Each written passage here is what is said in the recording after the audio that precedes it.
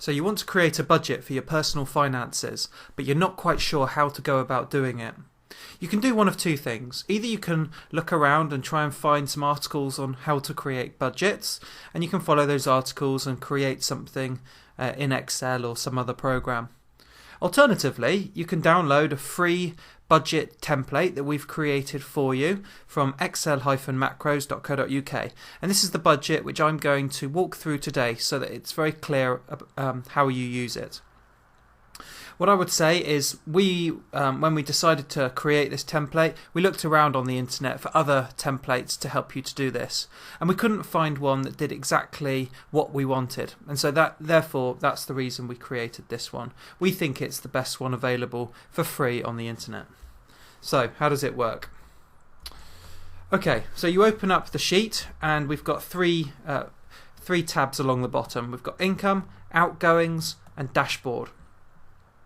So firstly, income. This is all of your ways in which you earn money. So this could be wages from your employment, this could be self-employment, this could be things like tax credits, child benefits, it could be rental income from any properties you own, it could be share dividends.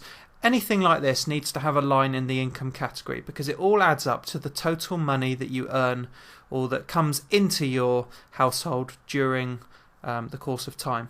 So I've just entered three simple ones in here to begin with, just as an example for you to follow, but you can overtype these with anything you want. So if you're not self-employed but you have a bonus, then maybe you could overtype that with bonus.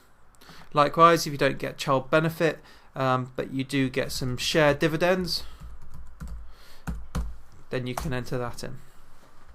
And you can overtype these boxes here where it says another income.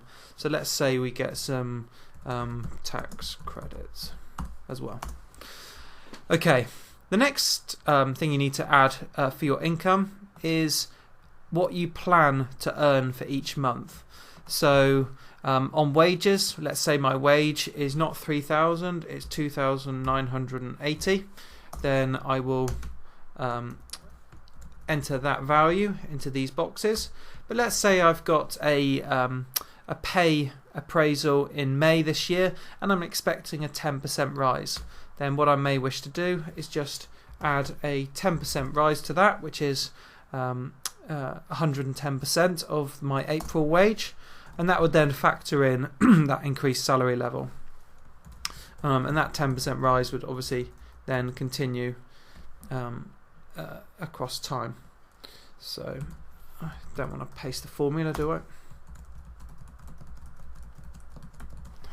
Okay, so that's an example of wages. Maybe bonus. I don't get a bonus most months, but at the same time as pay appraisal, I'm expecting a £1,000 bonus, so I can enter that one in, but then that doesn't happen again, so I will keep it at 0. And then share dividends, a bit hard to tell, but maybe I expect some share dividends in July of £100 and again in August of £100 and no more. What we'll see with this template is it goes all the way across to 2015, just so that you don't need to change again until 2015. You don't need to plan that far in advance, clearly, but it just gives the flexibility, the flexibility that you're not having to download more updates every year when you use it. But for now, I'll just delete those cells because we don't need to know about that. So we're just planning 2016 here. Now, the key with this tool is not just about what you plan to earn and plan to spend, but it's also about tracking the actuals. Because the more you understand about what you actually do versus what you plan to do, the more control your finances will be in. And so we've got a row here for each of these income categories where you can enter in what you actually earned. So clearly you're never going to be able to enter this until the end of the month that you're currently in. But it's a very important column to piece of information to fill in. So let's just say my wages are probably what I expected them to be. My bonus, maybe we had a really great year, but we're not in May yet, so I shouldn't really be filling that in, but you get the point.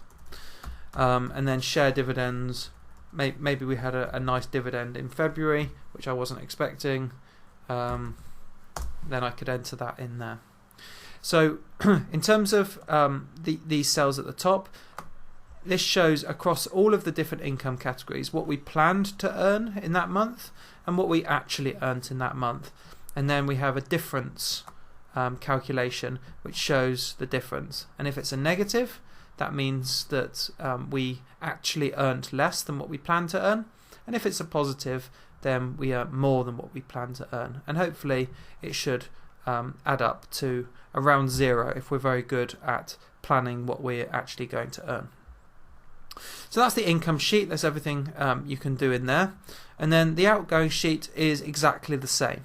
So the only difference being that we have different categories for outgoings. So you'll have things like your rent, any insurances we have, any electricity, gas bills, water bills, phone, broadband, mobile phone, etc.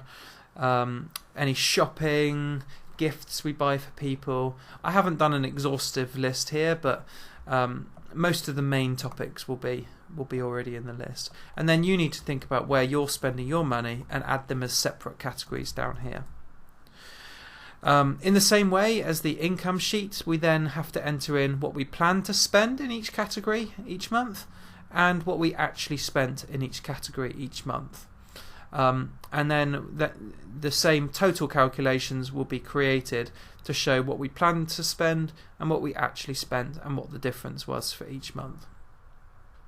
The outgoings, you'll find that your plan and your actuals do deviate more than your income. This is because it's more difficult to plan some of your outgoings, whereas your income is normally fairly static, fairly consistent. However, again, so entering the actuals and comparing them to the plan is a very powerful activity to do, and over time you'll find that the more you're comparing and entering your actuals, the more you're understanding about where your money is going, and the more you'll be able to plan more effectively, and that your plans will actually get closer to your actuals because you know more about where you typically spend your money. So that's the outgoing sheet, and you can fill that in every month with your plans and your actuals, and hopefully get the two closer and closer together as you get more expert at it. The third tab is then the dashboard tab, and the dashboard tab gives you some useful information about your spending habits and whether your plans and your actuals are close to each other, where they're different, and whether you're making a profit or a loss each month, to help you understand, if you're constantly able to earn more than you spend, that's great, and you'll see that over time you will accumulate a profit. What this means is if you want, for instance, to buy to have a nice Christmas and you want to spend £1,000 at Christmas on something or other, what you might want to be able to do is to plan your finances in such a way that you are accumulating a profit over the course of the year, so that you have a total accumulated profit of £1,000 that you can then spend in one go at Christmas time. And this tool allows you to do that. It allows you to plan a number of months in advance, and see how your planned spending and planned income will accumulate either profit or loss over those months. So a number of other pieces of information are shown here. This is income, so this is showing your actual income, which is the solid blue, versus what you planned to earn. So you can see here on this second month, February, I planned to earn 3,000, but actually I earned 3,280. So that was a good month. And then these months we were spot on. This is when the bonus comes in, so we can see that's going to be a very good month. And then these dots are just showing then the increased salary that we put in earlier. The outgoings then again compares the actuals, the solid red, to the planned outgoings, the blue dot, and hopefully the two will get closer and closer together as we become more expert at the tool. Profit and loss wise, this just shows me for each month whether I earned more than I spent or whether I spent more than I earned. So for months where we have actuals data, this is calculated on actuals. For months where we don't have any actuals, then the profit or loss is based on your planned figures. So in month 5, May, we know that we're going to have a good income because we put that bonus figure in. We haven't got any increased spend in that month, so therefore we're anticipating a good profit in that month. However, overall, we're always spending more than what we're earning, so clearly that's not going to continue for very long. And you can see with our accumulated profit and loss that over time we're losing money month on month. We have a better month here when that bonus comes in, but overall we're still losing a lot of money. And over the course of the year, we're actually going to spend £3,000 more than what we earn. And clearly that cannot continue if that was truly the case.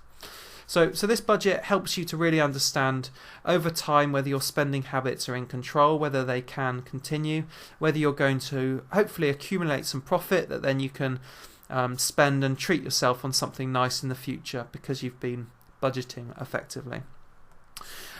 These charts will update themselves as long as you have macros enabled. So when I go into this sheet, then all of the sheets will update with the latest information. So let's just say I changed my bonus to an expected 1,500, then we'll see that now that bar has increased in size, and that's just because it's automatically updating when you come in.